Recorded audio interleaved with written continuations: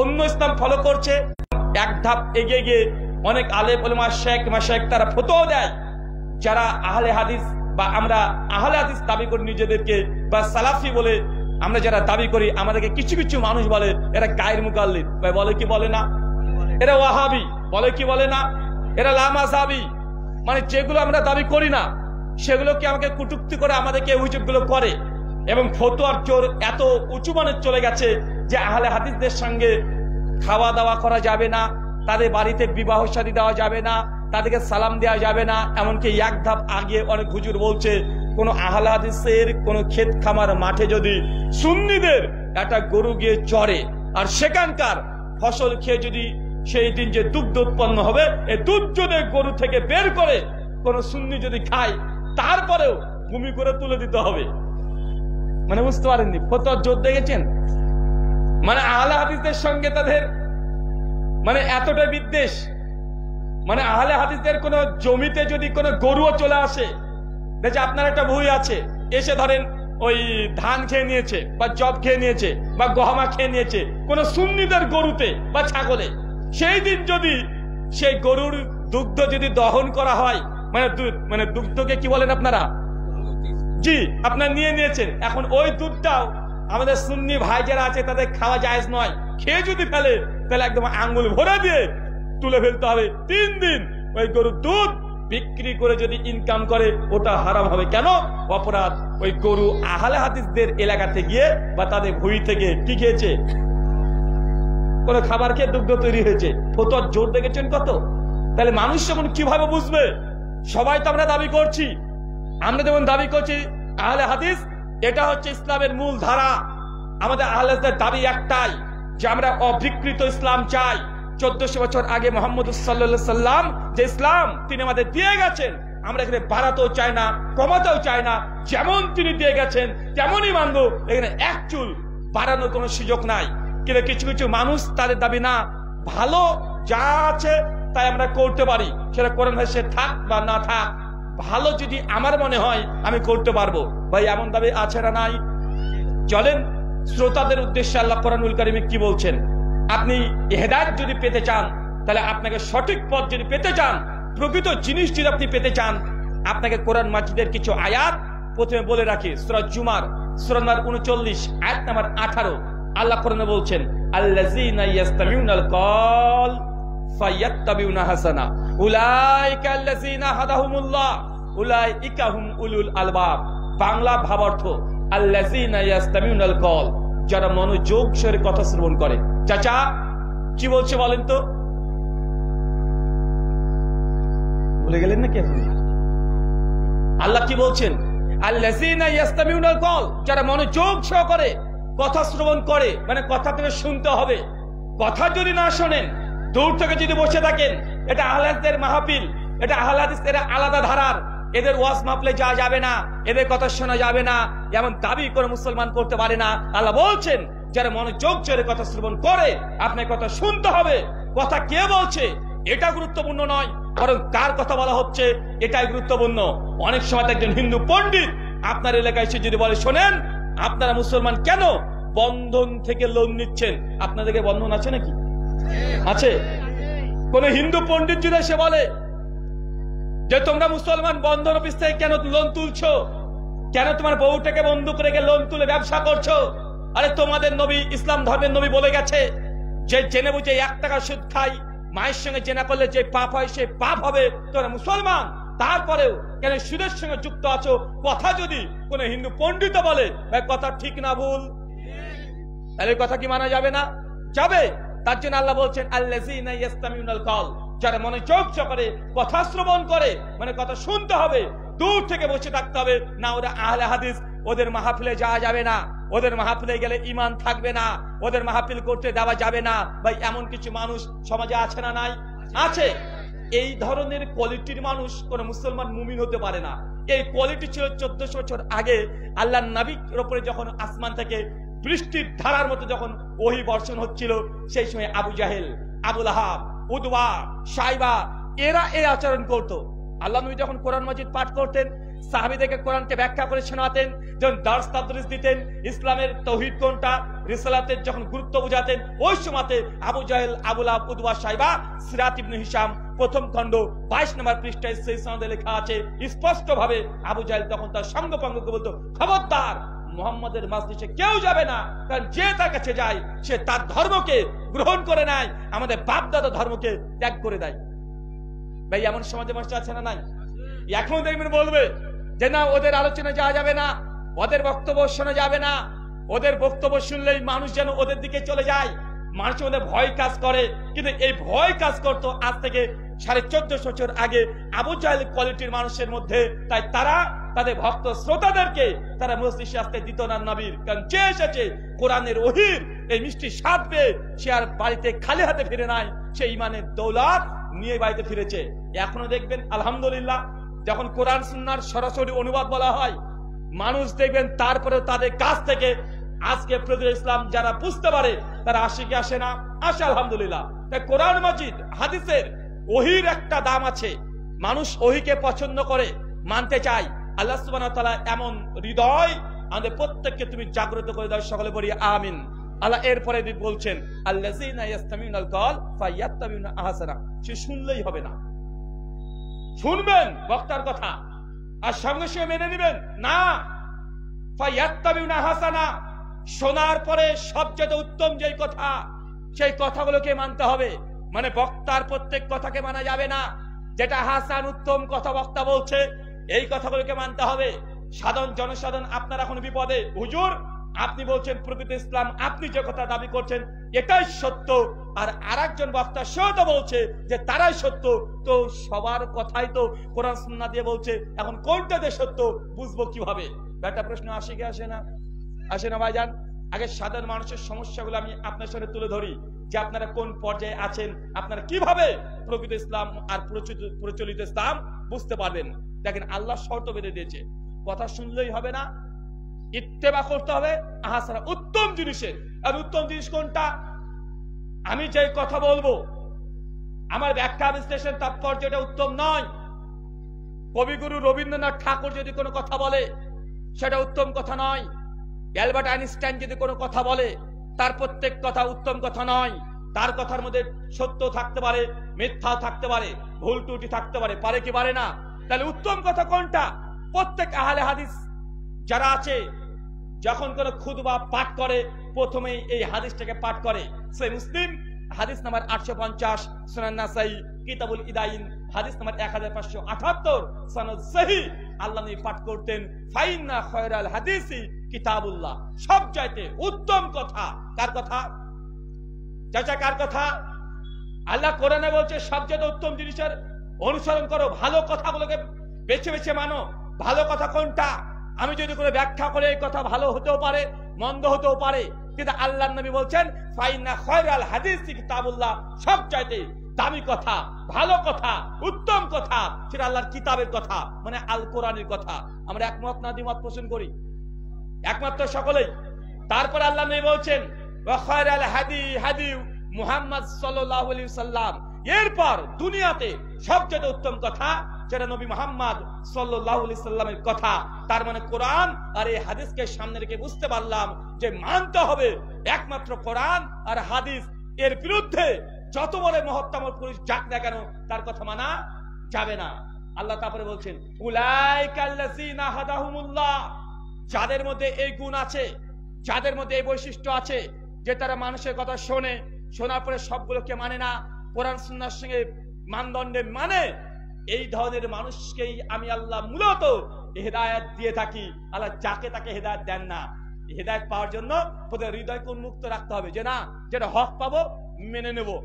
আল্লাহর কাছে তো হেদায়েতের অভাব ছিল নাকি? কথা বলেন, ছিল না তো? আল্লাহকে আবু জাহেলকে হেদায়েত করতে পারতেন না? আবু লাহাবকে পারতেন না?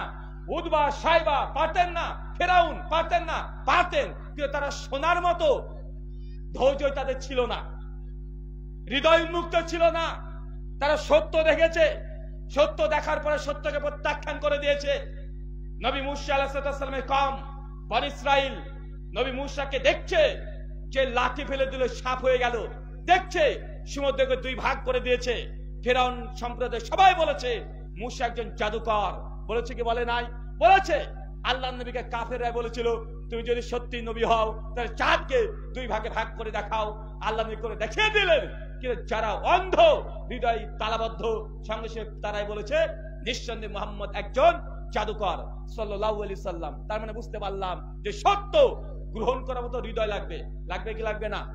যদি হৃদয় মুক্ত থাকে ইনশাআল্লাহ, আল্লাহ বলছেন উলাইকাল্লাযিনা হাদাহুমুল্লাহ, আমি এই কোয়ালিটির মানুষকে মূলত হিদায়াত দিয়ে থাকি। আর এরাই হচ্ছে সবচেয়ে বড় সফল কাম এবং বুদ্ধিমান, উলুল আলবাব, এরা হচ্ছে প্রকৃত বুদ্ধিমান। তার মানে এটা হচ্ছে এক শ্রেণীর মানুষ। আপনারা শ্রোতা যারা হবেন, হৃদয়কে পরিষ্কার, উন্মুক্ত ও হক গ্রহণ করার মতো মেন্টালিটি রাখতে হবে।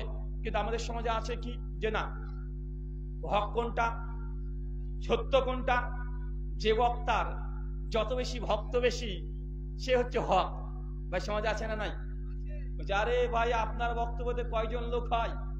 আরে 500, 1000, 2000, 5000 মানুষ হবে সব চাইতে। তুমি আমার ওই হুজুরের বক্তব্যের ভুল ধরো, আমার ওই হুজুরের তুমি বিরুদ্ধে ভিডিও বানিয়েছো, ওই হুজুর কি ভুল বলেছে? আর তুমি জানো ওই হুজুরের আলোচনাতে 10 লাখ, 20 লাখ, 30 লাখ মানুষ জায়গা পায় না, ফিল্ড খুঁজে বেড়াতে হয়। এত মানুষ তার কথা শোনে, এত ভক্ত আছে, এত ফ্যান ফলোয়ার আছে, আর তুমি বলছো ওই বক্তা নাকি ভুল বলেছে। মানুষ বর্তমান সত্য কোনটা, মিথ্যা কোনটা, প্রচলিত প্রকৃত কি, এটা মানদণ্ড কোরআন সুন্নাহকে বাদ দিয়ে বক্তার ভক্ত কত, এই ভক্ত দেখে আর সত্য মিথ্যার পার্থক্য করার চেষ্টা করছে। আছে না নাই? ভাই কষ্ট পায়েন না। আমি আপনাকে একটা সাদা মনে সাদা প্রশ্ন করি, ভাই বলেন তো পৃথিবীতে একজন নবী এসেছিলেন, সে নবীর নাম নবী নূহ আলাইহিস সালাম। নামটা মনে পড়ছে? সূরা হুদের মধ্যে আল্লাহ সুবহানাহু ওয়া তাআলা বলছেন একদিন 2 দিন নয়, নবী নূহ আলাইহিস সালাম এই দুনিয়ার জমিনে মানুষকে দাওয়াত দিয়েছে 950 বছর। কত বছর? কয় বছর? 1-2 বছর নয়। জামে তিরমিজি হাদিস নাম্বার 3540, আল্লাহ নবী বলছেন আমার উম্মতের গড় বয়স 60 থেকে 70, মানে আমাদের হায়াত 60 থেকে 70, অথচ নবী নূহের হায়াত যা ছিল 950 বছর, দিন রাত তার উম্মতকে দাওয়াত দিয়েছে।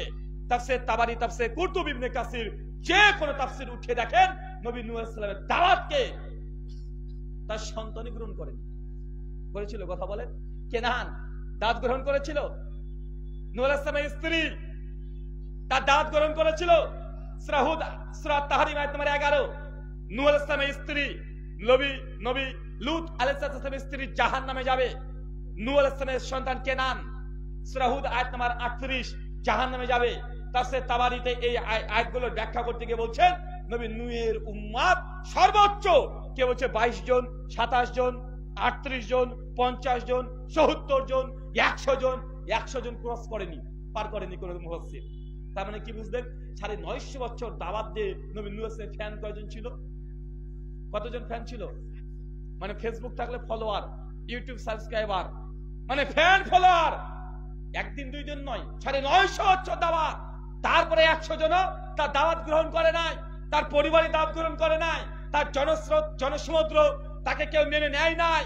যদি আপনি বলেন যে না, যে বক্তার ভক্ত বেশি আমার ভক্ত বেশি, তাই আমি যা বলবো তাই ঠিক, যদি এই মানদণ্ড আপনার হৃদয়ে থাকে, আপনি কখনো সত্য পেতে পারেন না। আপনি প্রচলিত এই যে ব্রেন বা বুদ্ধি, এটাকে আগে তালাক দিতে হবে। এক মজলিসে বেদাতি তালাক, 3 তালাক দিয়ে ছেড়ে দিতে হবে। বুঝতে পারলেন না ভাইজান? কারণ আমাদের সমস্যা কি? এটাই সমস্যা যে বক্তার প্রেমে পড়ে গেছি আমরা। কোরআন হাদিস একজন বড় আলেম বলছে ভালো লাগে না, কিন্তু বক্তার প্রেমে পড়ে গেছেন, কোরআন হাদিসের প্রেমে পড়ি নাই। তাই বক্তা যাই বলুক না কেন আমার যে সেটাই ভালো লাগে। ভাই এমন আছে না সমাজে? কথা বলেন, আছে না নাই? দেখছেন ডাইরেক্ট ডিরেক্ট ভুল কথা বলছে, মিথ্যা কথা বলছে, বানোয়াট কথা বলছে, ইসলামের বিরুদ্ধে কথা বলছে।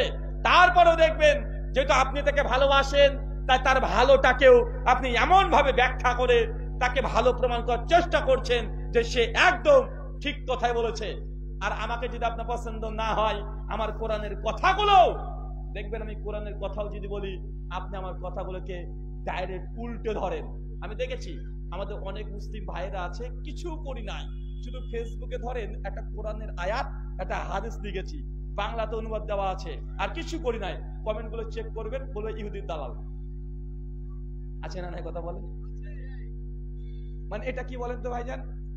মানে আমি কিন্তু কোনো কিছুই লিখি নাই, জাস্ট একটা কোরআনের আয়াত দিয়েছি আরবিতে, বাংলাতে অনুবাদ দিয়েছি, তারপরে একটা হাদিস দিয়েছি, বাংলাতে অনুবাদ দিয়ে হাদিস নাম্বারটা লিখে দিয়েছি, এত নম্বর হাদিস, হাদিস সহি। সরাসরি নিচে কমেন্ট চলে আসবে, তুই ইহুদির দালাল, তুই খ্রিস্টানের দালাল, তুই লামা ছাবি, তুই গায়ের মুকাল্লিদ, তুই জাহান্নামী, তুই খারেজি, রাফেজি, গডজিলা, মুতাজিলা, অনেকগুলো ফতোয়া চলে আসে। আশিক আসে না কথা বলেন?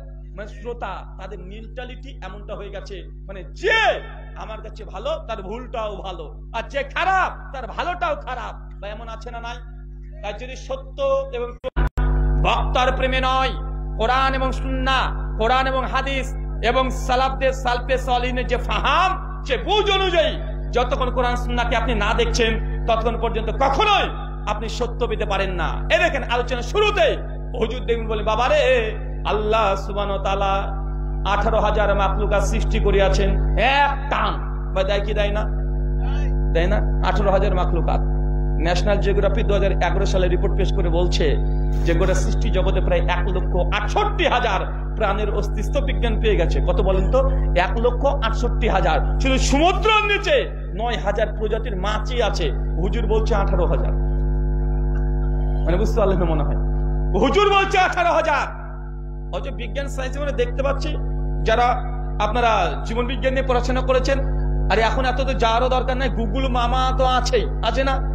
গুগল মামা কে একবার যদি লিখে দেন যে গুগল মামা এই গোটা সৃষ্টি জগতে কত প্রাণী বসবাস করে, দেখেন আপনাকে এখন ডেটার তথ্য সহ দিয়ে দিবে।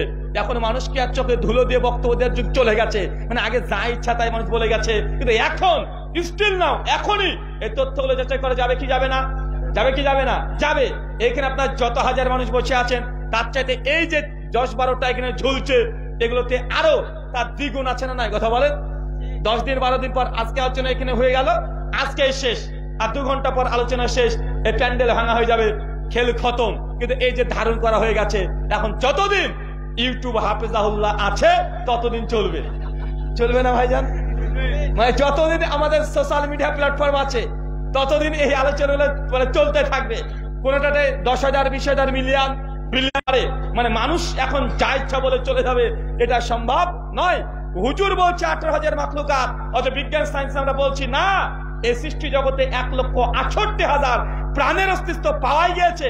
অ্যালবার্ট আইনস্টাইন তার দ্য সায়েন্স অফ ব্রিফে বলছে 58 নম্বর পৃষ্ঠাতে, অ্যালবার্ট আইনস্টাইন বলছেন পরিষ্কার ভাবে এই গোটা সৃষ্টি জগতের মধ্যে মাত্র 4% তারা ডিসকভার করতে পেরেছে। কত পার্সেন্ট? এই সৃষ্টি জগতে কত পার্সেন্ট তারা মানে উদ্ধার করতে পেরেছে? মাত্র 4%।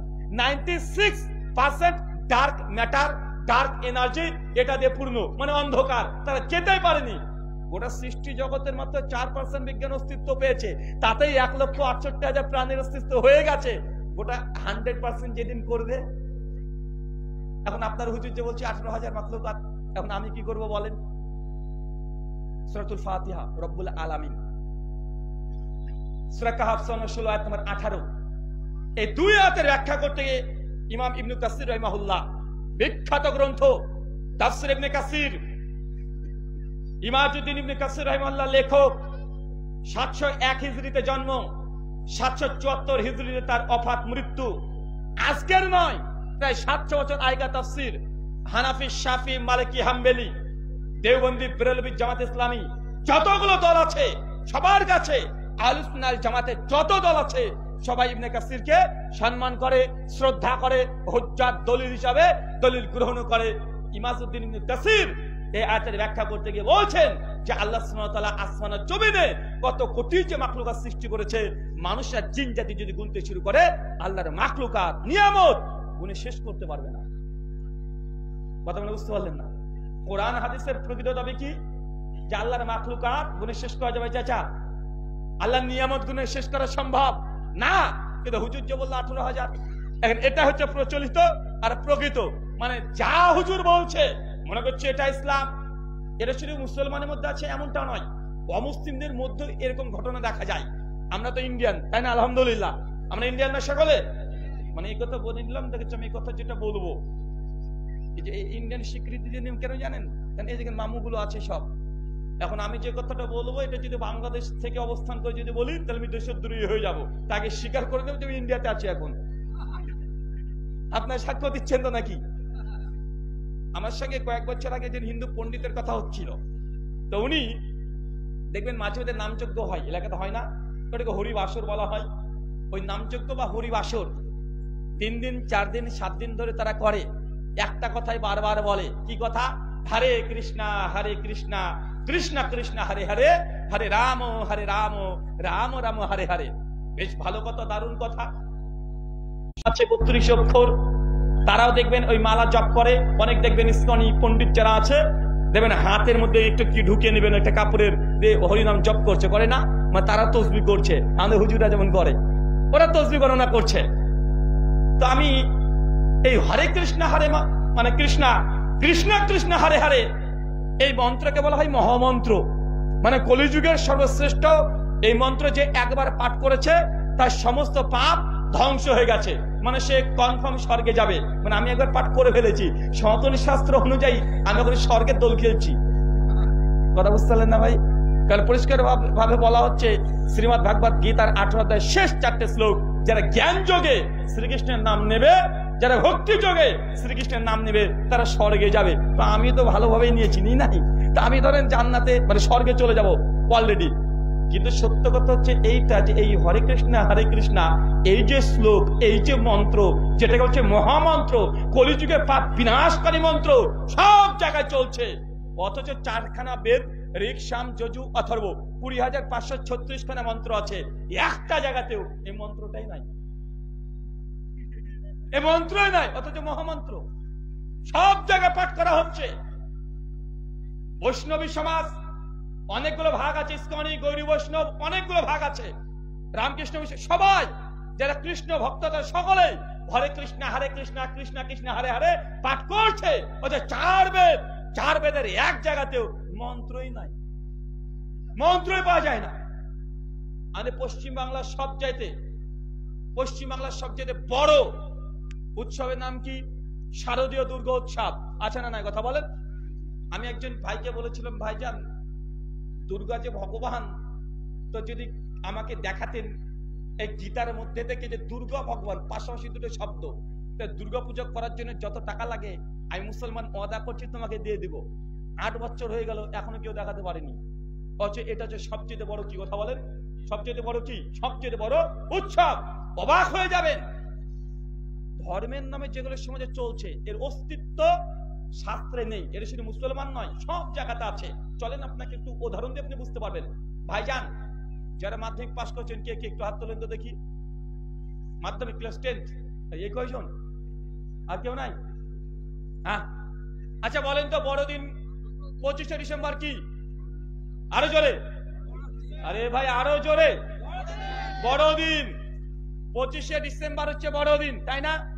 আমরা সকলেই জানি। এবং বড়দিনকে উদ্দেশ্য করে কেক বাজারে বিক্রি হয়, গোটা বিশ্ব জগতে সেলিব্রেশন করা হয়। জিজাস ক্রাইস্টের বার্থডে হিসাবে 25শে ডিসেম্বর হচ্ছে বড়দিন। যারা মাধ্যমিক পাস করেছেন বলেন তো টাইমের দিক থেকে বড়দিন কত তারিখ? যদি না পারেন এখনই চ্যাট জিপিটি দামাত বারকাতুম আলিয়াকে প্রশ্ন করেন। হ্যাঁ, 21শে জুন জুলাই কত? ওটা ছোট দিন। সবচেয়ে বড় দিন বড় দিন টাইমের দিক থেকে কয় তারিখ ভাই কেউ জানেন না? হ্যাঁ,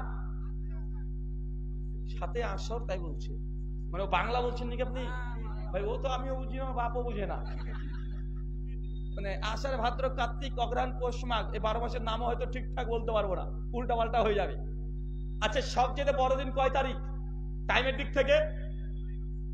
জুলাই মাস না? আচ্ছা যাই হোক, এত যদি বুঝতে না পারেন চাচা আপনার ভাষায় আপনাকে বলেন তো শীতকালের দিন ছোট হয় না বড় হয়? আরো জোরে। শীতকালের দিন ছোট, রাত হয় বড়। রাত বড় না এখন? এতে ডিসেম্বরের পরে জানুয়ারি চলছে, এখন শীতকাল, দিন দেখবেন ছোট, রাত কি হয়? বড়। আর গরমের সময় কি হয়? দিন হয় বড় আর রাত হয় ছোট। তো ডিসেম্বর 25 তারিখ এটা শীতকাল না গরমকাল? শীতকাল। তো ডিসেম্বরের সময়তে দিন ছোট হবে না বড় হবে? আরে দিন তো হবে ছোট, কিন্তু আমরা বলছি বড় দিন। দেখতে পাচ্ছি দিন ছোট, তারপরে বলছি বড় দিন। ভাই সমাজে আছে না নাই? কথা বলেন। আছে, মানে ডাইরেক্ট দেখছে। আরে ডিসেম্বর জানুয়ারি তো ছোট দিন, রাত হয় বড়। যেটা রাত হয় বড়, আমি টিকবাজি দিয়ে বলে দিলাম না, এটা বড় দিন, ওটা দিন ছোট। চাচা, ওই যে মাঠের মধ্যে দেখবেন যখন আপনি গরু বেঁধে রাখেন, একটা সাপ আসে, বড় সাপ, দেশে দুধ খেয়ে পালিয়ে যায়। সাপটার নাম কি? ধরা। হ্যাঁ, ডারাস চাচা, ডারাস সাপ। চাচা এসে খেয়ে চলে যায় না? আরে কথা বলে না কেন এরা? আপনাদের এলাকায় কি মারা গেছে নাকি কেউ? তো এত দেখে মনে হচ্ছে আপনারা আপসেট আছেন, খুব দুঃখিত, হৃদয় থেকে রক্তক্ষরণ হচ্ছে, তেমন হচ্ছে। এটা কথা তো বলবেন না ভাই। ভাই ওই যে মাঠের মধ্যে যে সাপ এসে আপনার গরু দুধ খেয়ে পালিয়ে যায় না? যাই তো। আরে সিনেমাতেও তো দেখি, ওই যে নাগ নাগিন আসে, সাপকে দুধ দেয়, সাপ দুধ খেয়ে চলে যায়। মা মনসা যদি একটু রুষ্ট হয়ে যায়, তাহলে এসে আপনার গ্রামের মানুষকে এসে ছবল মেরে চলে যায়। তারপরে মনসা গান দেয়, দুধ দেয়, কি দেয়। শিবের মাথায় দেখবেন সাপ আছে, জটাধারী শিবলিঙ্গে দুধ ঢালছে, সবগুলো কেন? সাপকে দুধ খাওয়াচ্ছে, সাপকে ভক্তি করছে, শ্রদ্ধা করছে। যারা মাধ্যমিক পাস করেছেন তারা বলে তো সাপকে দুধ খেতে পারে? হ্যাঁ, সাপ দুধ খেতে পারবে? চাচা, সাপ দুধ খেতে পারে না। ওকে জোর করে যদি দুধ খাইয়ে দেন, ও বেটা 7 থেকে 8 ঘন্টা পর চিটপটাং মারা যাবে। কেন? দুধকে হজম করার জন্য যে এনজাইম দরকার সাপের শরীরে, সে এনজাইম নাই। জোর করে সাপকে দুধও খাইয়ে দেন, ও টিকতে পারবে না। 7, 8, 10 ঘন্টা পরে ও মারা যাবে। তো চাচা বলছে না, তার গরুর দুধ নাকি সাপ খেয়ে পালিয়ে গেছে। ভারতবর্ষে বড় বড় মন্দির আছে, যে মন্দিরে কুইন্টাল কুইন্টাল টন টন দুধ মন্দিরে দিচ্ছে। কেন?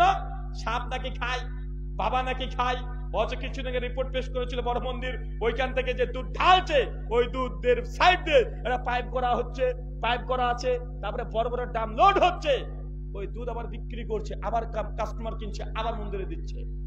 মানে চক্রবৃদ্ধি হারে একই দুধ বারবার বিক্রি হচ্ছে, মানে ব্যবসা। তার মানে আপনাকে বুঝাতে চাইলাম যে আমরা যা দেখছি তা না, সব জায়গাতে প্রচলিত আর প্রকৃত আছে। আমরা মুসলমান মানে বুঝতে পারি 12 রবিউল আউয়াল যখন আসে তখন বোঝা যায় যে এটা ঈদ।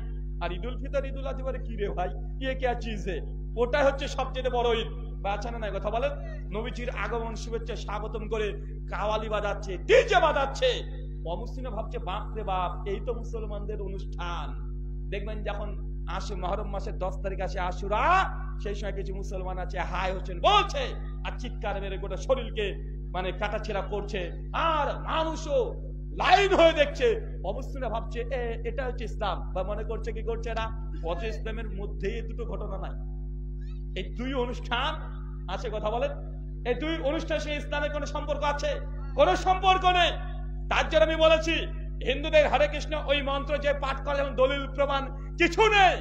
তোমার মিলাদ কিয়াম করার কোন দলিল নেই, কিন্তু মানুষ মনে করছে এগুলোই ইসলাম, এগুলোই ইসলামকে মানার মূল মানদণ্ড। আছে না? নাই, আছে। আল্লাহ সুবহানাহু ওয়া তাআলা আপনি বুঝার তৌফিক দান করে, সকলে বলি আমিন। শর্মাতে শুধু আমার কথা কষ্ট পেয়েছেন নাকি? হ্যাঁ, কারণ প্রচলিত সমাজের বিরুদ্ধে বলতে গেলে আপনার খারাপ লাগবে। আপনারা এখনো বসে আছেন, আমাকে মারেননি, আপনার সব আল্লাহর ওলি। তাই মানে প্রচলিত সমাজের বিরুদ্ধে নবী রাসূল কথা বলেছে, তাদেরকে ছাড় দেয়নি, দিয়েছে নাকি? আল্লাহর নবীকে যারাই বলেছেন আল্লাহ আমিন, 40 বছর পর হঠাৎ করে যখন বললো যে আমার কাছে ফেরেশতা জিবরিল এসেছে, কোরআন মাজিদে আয়াত দিয়ে গেছে, তারপরের দিন সকালবেলা বলছে এই লোকটা মিথ্যাবাদী। জীবনে মিথ্যাবাদী বলেছিল না, সত্যবাদী বলেছে। পরে এসে কাযযাব নবীকে উপাধি দিয়ে চলে গেছে। ভাই বলেছে না? কেন? এটা হিংসা, হিংসা, সত্যকে গ্রহণ করবে না, এই জন্যই। তাই আপনাদেরকে মনটাকে একটু শক্ত করেন, আপনি বিচার করার চেষ্টা করেন, যাচাই করার চেষ্টা করেন। আগে বলেছি আমার কোনো ব্যক্তিগত কোনো কথা এগুলো মানার প্রয়োজন নেই। যে কথাগুলো কোরআন সুন্নাহ থেকে বলবো, আপনি যদি মুসলমান হন আপনি মানতে বাধ্য, আর যদি না মানতে চান আপনাকে জোর করতে পারবেন না। ফাযাক্কির ইন্নামা আনতা মুযাক্কির লাস্তা আলাইহিম বিমুসাইতির। হে নবী, আপনাকে তো আমি পাঠিয়েছি এই বিশ্ববাসীর কাছে শুধুমাত্র দ্বীন ইসলামের কথা, কোরআনের কথাগুলো পৌঁছানোর জন্য। আপনাকে জোরপূর্বক দারোগা রূপে দুনিয়াতে প্রেরণ করি নাই। সূরা গাশিয়া সূরা নম্বর 88 আয়াত নম্বর 20 এবং 21। তাই সত্য আমাদের দায়িত্ব শুধু বলা, মানবেন কি মানবেন না তো আপনাদের ব্যাপার। ডাক্তারের কাছে আসবেন, ডাক্তার যখন দেখাবেন, ডাক্তার দেখবেন আপনাকে প্রেসক্রিপশন লিখে দিবে, আপনার হাতে দিয়ে দিবে, ডাক্তারের কাজ শেষ। যদি সুস্থ হতে চান প্রেসক্রিপশন নিয়ে ওষুধ কিনে খাওয়া দাওয়া করবেন, ভালো থাকবেন। আর যদি আপনি শোনেন কিন্তু আপনি যদি কেনাকাটা না করেন ঔষধ, কি রে ভাই কি হয়েছে? হ্যাঁ, এই শর্ট সার্কিট হয় না দেখো আবার। ইলেকট্রিশিয়ান যারা আছে ওখানে যান, আর সাধারণ মানুষ যার প্রয়োজন নেই। তো সত্য এই জিনিসটা গ্রহণ করা খুবই কঠিন, তাই হৃদয়কে আগে শক্ত করতে হবে। চলেন একটা ছোট্ট একটা উদাহরণ দিই। আমাদের সঙ্গে প্রচলিত এবং প্রকৃত আকীদার দিক থেকে আমরা শুরু করি। যেমন আমাদের আহলুল হাদিস সমাজের উপরে একটা অভিযোগ আছে, হাদিস নামটা কেন ব্যবহার করতে হবে? কেন আহলুল হাদিস শব্দ থাকবে? কেন মসজিদের নাম আহলুল হাদিস থাকবে? আরে আহলুল হাদিস নাম দিলে তো দল দল মনে হয়, ভাগ ভাগ মনে হয়। দলকে তো তোমরাই ভাগ করে দিচ্ছ ভাই, এমন আছে না নাই? আরে আল্লাহ তো কোরআনে আমাদের নাম রেখেছে, সূরা হাজ আয়াত নম্বর ৭৮ আল্লাহ বলেছেন যে তোমাদের নাম মুসলিম। সূরা আলে ইমরান আয়াত নম্বর ৬৪ আল্লাহ বলছে বিয়ান্না মুসলিমুন, বলো তোমরা সাক্ষী থাকো তোমরা মুসলমান। সূরা আলে ইমরান আয়াত নম্বর ১০২ আল্লাহ বলছে মুসলিম না হয়ে মৃত্যুবরণ করো না। সূরা হামিদ সাজদা আয়াত নম্বর ৩৪ আল্লাহ বলছে তোমাদের নাম মুসাদ। আয়াত নম্বর ৬৩ নবী ঈসা মুসলিম ছিলেন, সমস্ত নবীরা মুসলিম ছিলেন। তাহলে তোমরা কোনো আহলে হাদিস, আরে আহলে হাদিস নাম রাখাটাই একটা দল দল ভাব, ভাগ ভাগ মনে হয়। আমাদের নাম মুসলমান, আমরা মুসলিম, আমরা আহলে হাদিস না, হাদিস বলা যাবে না, বললে দল দল মনে হয়। ভাই এমন সমাজে আছে না নাই? আছে, তাই না? আচ্ছা কেউ এখানে আছেন এরকম মনে করেন যে না আমাদের আহলে নামটা দেওয়া ঠিক নয়, আমরা মুসলিম, এটা কোরআনে আল্লাহ নাম দিচ্ছে, এই নামটা ঠিক, হাদিস বলা যাবে না, এই পক্ষে কেউ একজন আছেন? যে থাকে জাস্ট হাত তুলবেন। হ্যাঁ হবে? হ্যাঁ আরে ভাই হাত তুললে ভাই, আমি তো মুর্শিদাবাদের লোক রে ভাই, মারবো তো কে? আপনারা তো দলে ভারী, একজন হাত তুলেন না। যে আছি বলেন, কেউ আছেন? কেউ আছেন? মাশাআল্লাহ তো একজন আছেন, চলে আসেন তো ভাই, চলে আসেন, আসেন, ভয় পাবেন না, আসেন আসেন। আরে এইখানে আসেন, দেখবো আপনাকে। কি রে ভাই ভয় পাওয়ার কি আছে রে ভাই? মুসলমান ভয় পায়? হ্যাঁ এই তো একজন, মাশাআল্লাহ। এর সঙ্গে কেউ আছে? মানে আর কেউ আছে? মনে যদি ভয় পাই তার জন্য ওর দল ভারী করবো। এখানে দাঁড়াও, বেশি সামনে চলে আসলে ক্যামেরা দেখতে হবে না, একটু একটু একটু দু হাত পেছনে যাও। আচ্ছা আর কেউ আছেন? হ্যাঁ ভাই আমার প্রশ্ন বুঝতে পেরেছেন তো? যে আল্লাহ আমাদের কোরআনের নাম লিখছে মুসলিম, আমরা কেন নিজেকে আহলে হাদিস পরিচয় দেবো? জানি এই ভাই দাবি, এটাই তো দাবি নাকি?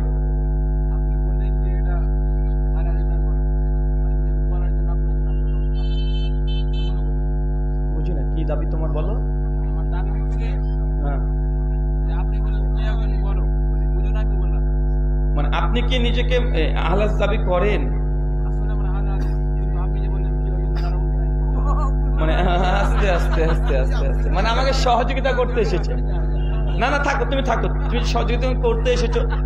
মানে ইনি হচ্ছেন মানে সহযোগিতা করতে এসছে, মানে একদম পিওর পিওর কেউ আছেন? মানে 100% খাঁটি, যে না আপনি নিজেকে মুসলিম দাবি করতে পছন্দ করেন, আহলে হাদিস পরিচয় বলা যাবে না, এমন কেউ আছেন কি? নাই?